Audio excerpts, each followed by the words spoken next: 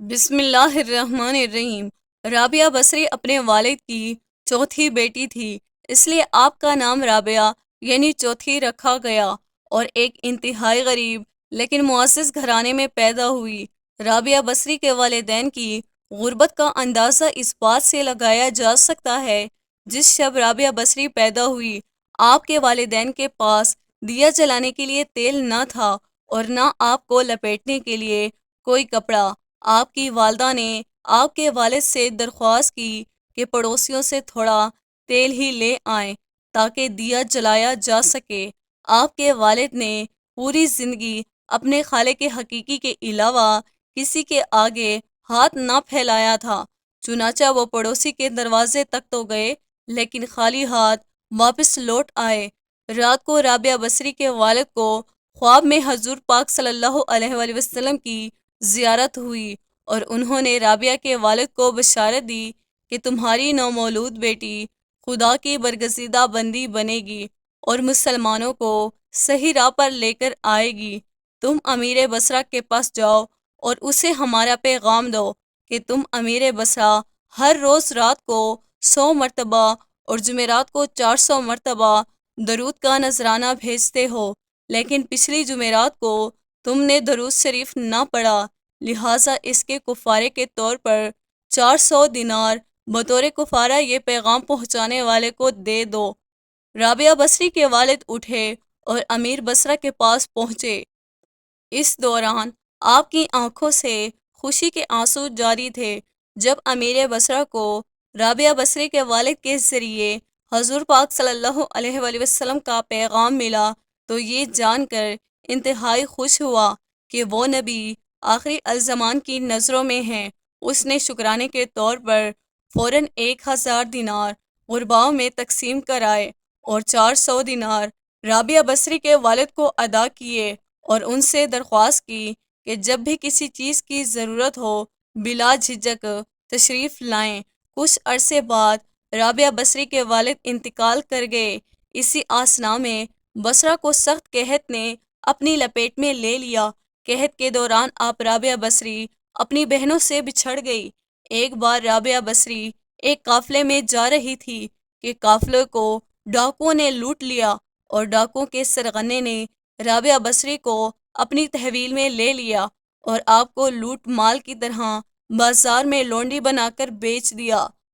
آپ کا آقا آپ سے انتہائی سخت محنت مشقت کا کام لیتا تھا، اس کے باوجود آپ دن بھر میں کام کرتے اور رات بھر عبادت کرتی رہتی اور دن میں بھی زیادہ تر روزے رکھتی۔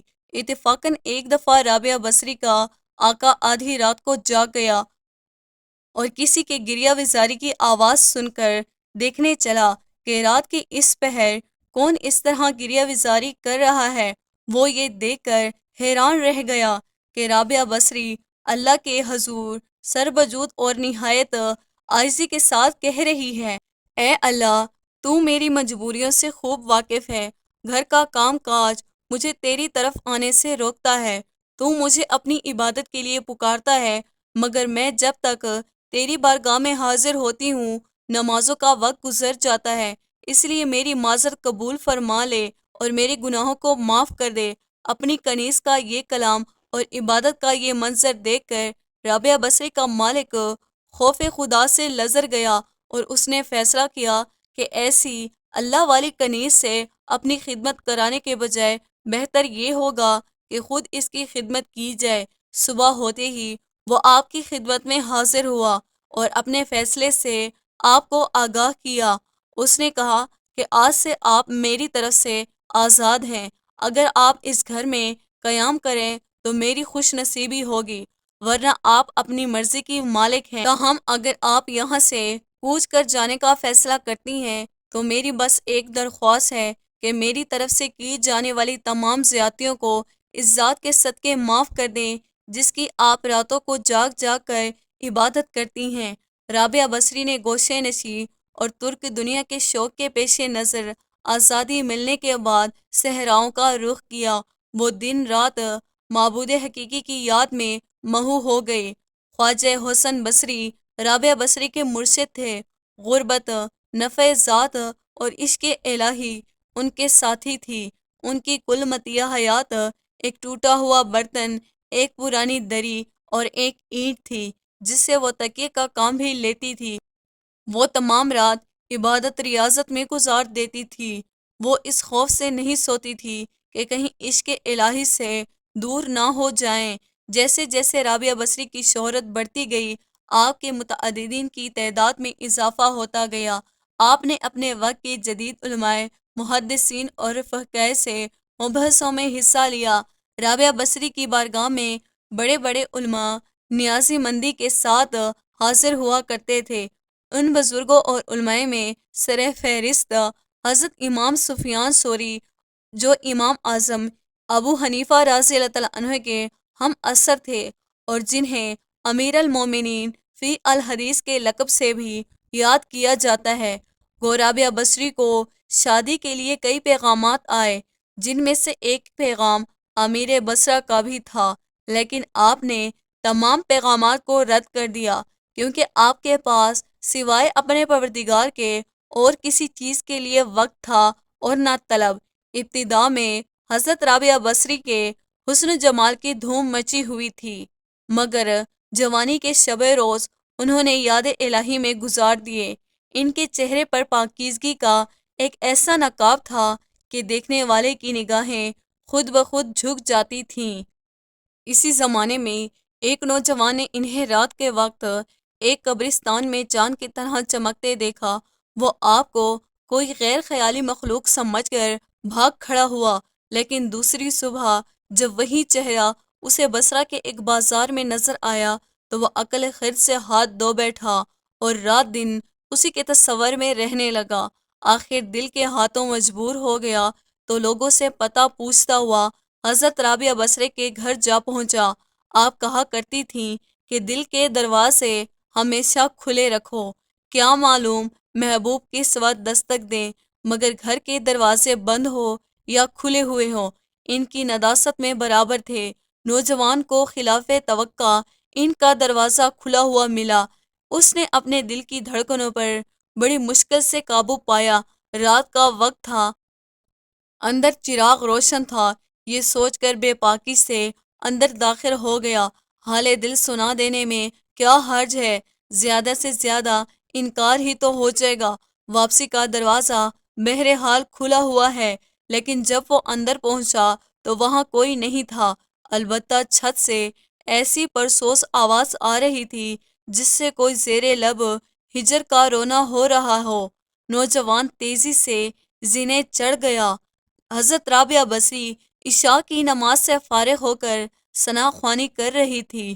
پروردگارے، ستارے روشن ہو گئے، لوگ سو گئے، بادشاہوں نے دروازے بند کر لیے، ہر محبوب اپنے محبوب سے مہو راز نیاز ہے، اور میں تیرے سامنے کھڑی ہوں۔ نوجوان پر سکتہ طاری ہو گیا۔ اسی آسنا میں حضرت رابعہ بصری نے اپنی پلٹ کر ایسی قہر آلود نظروں سے دیکھا کہ اس کی زبان گنگ ہو گئی۔ رابعہ نے اس کے قریب آ کر پوچھا، کیا تم مجھ سے شادی کی درخواست کرنے آئے ہو؟ نوجوان لرزتے ہوئے ہاتھ سے اپنی زبان کی طرف اشارہ کیا کہ وہ بول نہیں سکتا۔ حضرت رابعہ بصری نے کہا کہ اس سے پہلے کہ زبان کی طرح تیرا دل بھی چپ ہو جائے، تو جس راستے سے آیا ہے اسی راستے سے لوٹ جا۔ نوجوان صرف آنکھوں سے التجا کر سکتا تھا کہ نیک خاتون، میری گواہیاں مجھے واپس دے دے، میں تیرے مرتبے سے واقف نہیں تھا، مجھ سے غلطی ہوئی، مجھے معاف کر دے۔ لا علمی ہمیشہ قابل معافی ہوتی ہے۔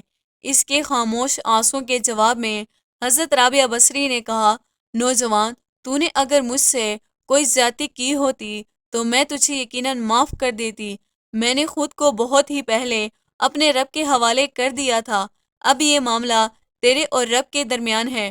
معافی مانگنا ہے تو اس سے مانگ، تو سادے کے دل سے توبہ کرنے کا ارادہ کر، تو شاید توبہ کی خاطر تیری زبان کھل جائے۔ یہ کہہ کر وہ نماز کے لیے کھڑی ہو گئی۔ نوجوان بھی بے اختیار سجدے میں گر گیا اور رو رہا تھا۔ نامعلوم کب تک روتا رہا۔